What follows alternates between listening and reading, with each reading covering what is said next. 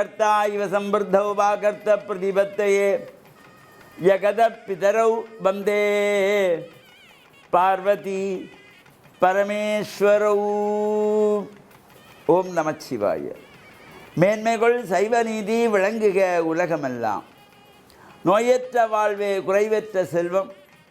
அந்த நோய் நொடி இல்லாத வாழ்வு இந்த உலக மக்கள் எல்லோரும் வாழ வேண்டும் என்று கலியுகத்தின் காந்தமலை யோதியாகிய சபரிமலை சுவாமி ஐயப்பனுடைய திருவடிகளை சிறந்தாழ்த்தி டான் தமிழொலி ஓம் தொலைக்காட்சி நேயர்கள் அனைவருக்கும் சர்வதேச இந்து மத குருப்பீடம் அகில இலங்கை சபரிமலை ஸ்ரீ சாஸ்தா பீடத்தின் சார்பில் இனிய வணக்கங்களும் நல்லாசிகளும்.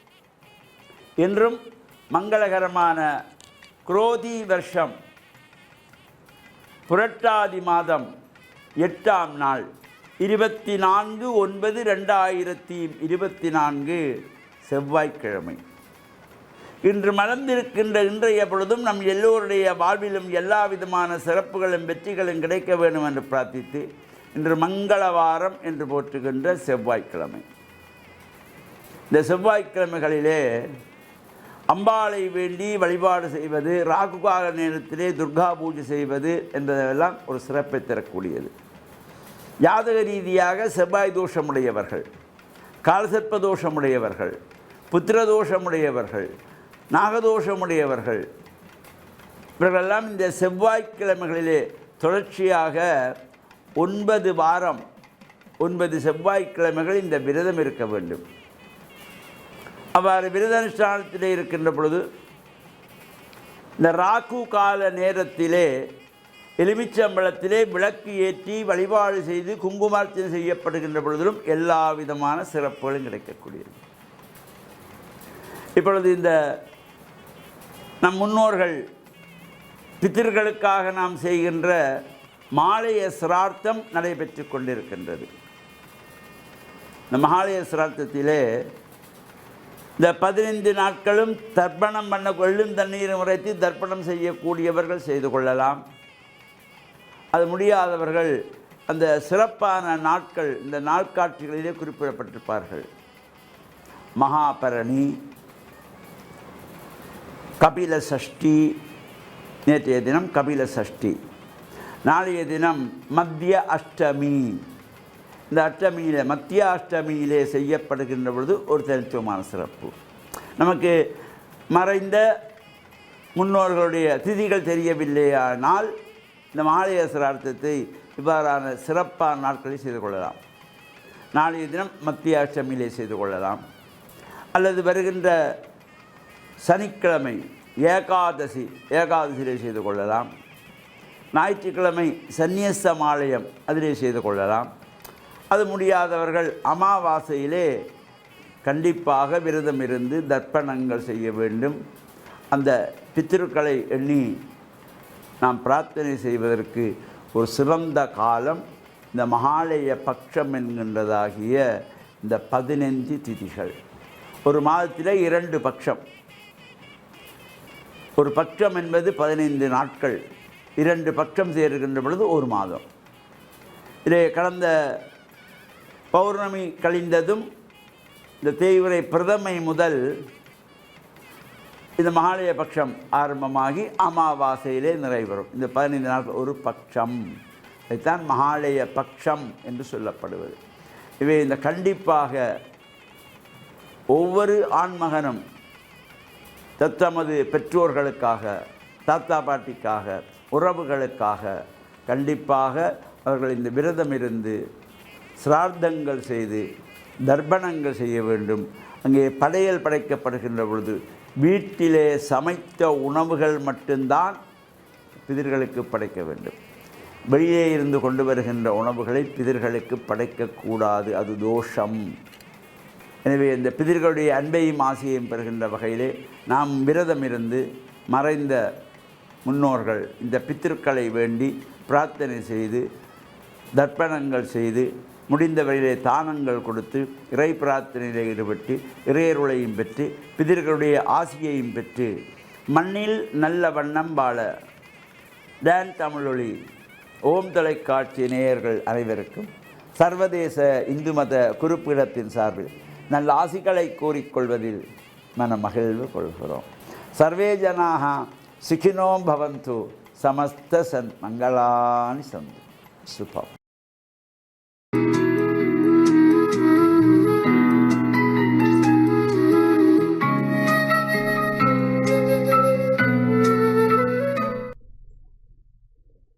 இறையேசுவில் என் அன்பு நெஞ்சங்களே, கிறிஸ்தவ நற்சிந்தனை வேளையில் உங்களை சந்திப்பதிலே பெருமகிழ்வு கொள்கின்றேன். எங்களுடைய வாழ்க்கை பயணத்திலே நாங்கள் செய்ய வேண்டிய, நாங்கள் ஈடுபட வேண்டிய சில கடமைகள், செயற்பாடுகள் இருக்கின்றன. ஆனால் நாங்கள் இவற்றை பின்போடுதல் என்பது ஒரு மனித பலவீனமாகும். இயேசு கூறுகின்றார், விழிப்பாக இருங்கள் என்று சொல்லி. ஒரு தலைவனுக்கு ஊழியம் புரிகின்றவர்கள் இந்த தலைவன் வருகின்ற அந்த நேரம் காலம் தாழ்த்தப்படும் என்று நினைத்து அவர்கள் அலட்சியமாக அல்லது அவர்கள் அந்த தலைவனுடைய எதிர்பார்ப்புக்கு இல்லாமல் அவர்கள் செயல்படுகின்ற பொழுது இந்த தலைவன் திடீரென்று வந்தால் அவர்கள் அகப்பட்டு போவார்கள், தண்டிக்கப்படுவார்கள், வேலையை இழந்து போய்விடுவார்கள். இப்படியான ஒரு உவமை மூலமாக இயேசு சொல்லி தருகின்ற விடயம் என்னவென்றால், நாங்கள் காலம் தாழ்த்துவது, பின் போடுவது ஒரு ஆன்மீக வாழ்விலே அது ஒரு பெரிய தடையாக, தடங்கலாக அல்லது ஒரு பிரச்சனையாக வரலாம் என்று. நாளாந்தம் நாங்கள் செய்ய வேண்டிய கடமைகள் இருக்கின்றன.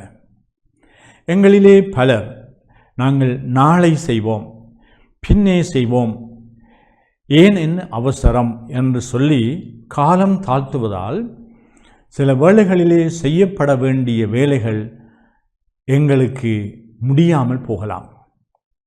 சந்தர்ப்பங்கள் எங்களை தேடி வராது. நாங்கள் சந்தர்ப்பங்களை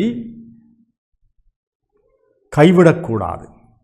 சந்தர்ப்பங்கள் நழுவ நாங்கள் விடாமல் அந்த சந்தர்ப்பங்களை எப்பொழுதும் விழிப்பாக இருந்து அந்த சந்தர்ப்பங்களை எங்களுடைய நன்மைக்காக, வளர்ச்சிக்காக பயன்படுத்தி கொள்ள வேண்டும்.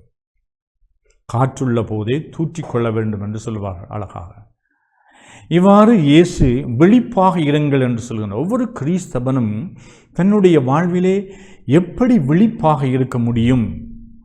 தூங்குவதற்கு ஒரு நேரம் இருக்கின்றது, ஒவ்வொன்றுக்கும் ஒவ்வொரு காலமும் நேரமும் இருக்கின்றது. அதனால் எங்களுடைய வாழ்க்கையை நாங்கள் ஒருங்கமைத்து எங்களுடைய வாழ்க்கையிலே செய்ய வேண்டியவற்றை நாங்கள் நிரல்படுத்தி அந்த வாழ்க்கையிலே நாங்கள் எப்பொழுதும் விழிப்பானவர்களாக, சோம்பல்தனமாக, அசட்டைத்தனமாக அல்லது எங்களுக்கு இது என்ன என்ற அந்த ஒரு அலட்சிய தன்மையிலே எங்களுடைய வாழ்வை நாங்கள் கட்டி எழுப்ப, எங்களிலே தங்கி இருக்கின்றவர்களுடைய வாழ்க்கையை நாங்கள் அவர்களுக்கு உருவாக்கம் கொடுப்பதற்கு தவறிவிடலாம்.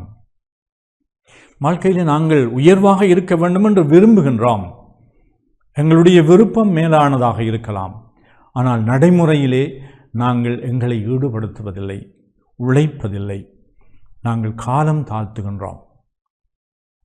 இது வெறுமனே ஒரு சாவை அல்லது மரணத்தை நாங்கள் எதிர்நோக்கியவர்களாக எங்களுடைய இந்த இளமையிலே, எங்களுடைய ஆரம்ப கால வாழ்க்கையிலே நாங்கள் எப்படியும் இருப்போம். நாங்கள் வயது போன பின்பு ஆண்டவரை தேடுவோம், கோவிலை நாடுவோம், சிவம் செய்வோம் என்று நாங்கள் இப்படியும் ஒரு வகையான ஒரு வாழ்க்கை முறை இருக்கின்றது. ஆனால் எங்களுடைய மரணத்தை, எங்களுடைய சாவை நாங்கள் எதிர்நோக்க வேண்டிய அப்படியான ஒரு கட்டுப்பாட்டிலே நாங்கள் வாழாமல் நிகழ்காலம் எல்லாம் நாங்கள் நிறைவோடு வாழ வேண்டும், மகிழ்ச்சியோடு வாழ வேண்டும், நல்லவர்களாக வாழ வேண்டும். எங்களுடைய வாழ்க்கையை பார்த்து மற்றவர்களும் அதை விரும்ப வேண்டும். வாழ்க்கையிலே நாங்கள் சந்தோஷமாக இருக்க வேண்டும் என்றால், இது நான் ஒரு மேலோட்டமான சந்தோஷத்தை களியாட்டத்தை பற்றி நான் பேசவில்லை. மாறாக இறைவன் தருகின்ற அமைதியான வாழ்வுக்கு நாங்கள் விழிப்பாக இருக்க வேண்டும் என்றால், பொறுப்புடையவர்களாக, கடமை உணர்வு உள்ளவர்களாக, எப்பொழுதும் நாங்கள் எங்களுடைய கடமைகளை தவறாமல் செய்கின்றவர்களாக, நாளை பின்னே என்று நாங்கள் பின்போட்டு அலட்சியப்படுத்தாமல் எப்பொழுதும் அன்றன்றாடம் இந்த ஆண்டவருடைய அருளை பற்றி எங்களுடைய வாழ்க்கையிலே நாங்கள் வளம் பெற வேண்டும் என்பதுதான் இயேசுவினுடைய போதனையாகும். எனவே எங்களுடைய ஆன்மீக வாழ்விலும் கூட நாங்கள் எப்பொழுதும் விழிப்புள்ளவர்களாக, எங்களுக்கு தேவையான அருள் வளங்களை நாங்கள் இறைவன் தருகின்ற அருள் வளங்களை பயன்படுத்தி நாங்கள் இந்த எவ்வாறு தாளந்து உவமையிலே ஒருவருக்கு 5 இன்னொருவருக்கு 2 இன்னொருவருக்கு 1 கொடுத்து சென்று பின்பு கணக்கு கேட்க வருகின்ற பொழுது 5 பெற்றவர் இன்னும் 5 அவர் சம்பாதித்திருக்கின்றார். இவ்வாறு நாங்கள் இறைவன் தருகின்ற அருளை நாங்கள் பயன்படுத்தி எங்களுடைய வாழ்க்கையை, மற்றவர்களுடைய வாழ்க்கையும் நாங்கள் வளமையான ஒரு பாதையிலே கொண்டு செல்வதற்கு இறைவன் அருள் கூறுவாராக. ஆமென்.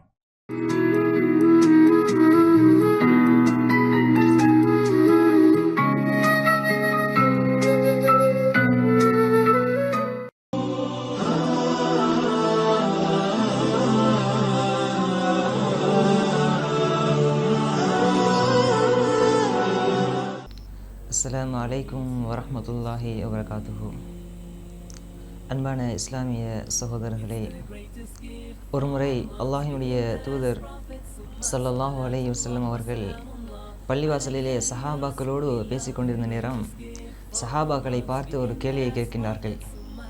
அதாவது அந்த சஹாபாக்கள் அனைவரையும் பார்த்து ஒரு கேள்வியை கேட்கக்கூடிய நேரம் அல்லாஹ்வினுடைய தூதர் ஸல்லல்லாஹு அலைஹி வஸல்லம் சொல்லுகிறார்கள், உங்களோடு இருக்கக்கூடிய ஒரு நபித்தோழர், அவருடைய வீட்டிற்கு அருகிலே ஒரு ஆறு ஓடிக்கொண்டே இருக்கின்றது, ஒரு நீரோடை ஓடிக்கொண்டிருக்கின்றது. இந்த ஆற்றிலே இந்த மனிதர் ஒவ்வொரு நாளும் 5 தடவைகள் குளிக்கின்றார். இவ்வாறு 5 தடவைகள் குளிக்கக்கூடிய இந்த நபித்தோழருடைய உடம்பிலே ஏதாவது அழுக்குகள் இருக்குமா, ஏதாவது துர்நாற்றங்கள் வீசுமா என்று அந்த நபித்தோழர்களை பார்த்து கேட்டவுடன் அந்த நபித்தோழர்கள் கூறினார்கள், அதாவது அல்லாஹ்வினுடைய தூதரே, இந்த மனிதர் ஒவ்வொரு நாளும் குளிக்கின்றார், இந்த மனிதருடைய உடம்பிலே எந்த ஒரு அழுக்குகளும் இருக்காது, இந்த மனிதனுடைய உடம்பிலே எந்த ஒரு தூர்நாற்றமும் வீசாது. அந்த நேரத்திலே அல்லாஹ்வினுடைய தூதர் ஸல்லல்லாஹு அலைஹி வஸல்லம் அவர்கள் சொன்னார்கள், இதே போன்றுதான் ஒரு மனிதர் இந்த உலகத்திலே அவனுக்கு கடமையாக்கப்பட்ட 5 நேர தொழுகைகளையும் சரியான முறையிலே தொழுகின்றார்.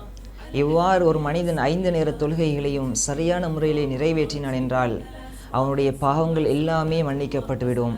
இந்த மனிதர் 5 நேரம் குளிக்கக்கூடிய நேரம் இவருடைய உடம்பிலே எந்த அளவுக்கு அழுக்குகள் இல்லாமல் போகுமோ அதே போன்றுதான் இந்த மனிதர் 5 நேரம் தொழக்கூடிய நேரத்திலே இந்த மனிதருடைய உடம்பிலே அவன் செய்த பாவங்கள் எல்லாமே மன்னிக்கப்பட்டு அவன் சொர்க்கவாசியாக மாறுவான் என்பதை அல்லாஹ்வினுடைய தூதர் ஸல்லல்லாஹு அலைஹி வஸல்லம் சொன்னார்கள். அந்த வகையிலே அன்பான இஸ்லாமிய சகோதரர்களே, நாங்கள் ஒன்றை புரிந்து கொள்ள வேண்டும். இந்த தொழுகையை பொறுத்த வரைக்கும் இந்த தொழுகை ஒரு மனிதன் பருவ வயதை அடைந்ததிலிருந்து அவனுடைய மரணம் தொண்டைக்குழி அடையும் வரைக்கும் இந்த தொழுகை அவனுக்கு கட்டாயமான ஒரு கடமையாக இருக்கின்றது. எந்த ஒரு சந்தர்ப்பத்திலும் இந்த தொழுகையை விடுவதற்கு அனுமதி கிடையாது. அந்த வகையில் இந்த தொழுகையை நாங்கள் சரியான முறையிலே 5 நேரம் நாங்கள் தொழுகை நிறைவேற்றினோம் என்றால் எங்களுடைய அனைத்து பாவங்களும் மன்னிக்கப்பட்டு நாளை மறுமையிலே நபிமார்களோடோ நபிகளார் ஸல்லல்லாஹு அலைஹி வஸல்லம் அவர்களோடோ அல்லாஹுவை ஒவ்வொரு நாளும் காணக்கூடிய அந்த சுவர்க்கத்தை நாங்கள் அடைவதற்கு எல்லாம் வல்ல ரஹ்மான் அனைவருக்கும் உதவி புரிவான் என கேட்டு விடைபெறுகின்றேன். அஸ்ஸலாமு அலைக்கும் வரஹ்மத்துல்லாஹி வபரகாத்துஹு.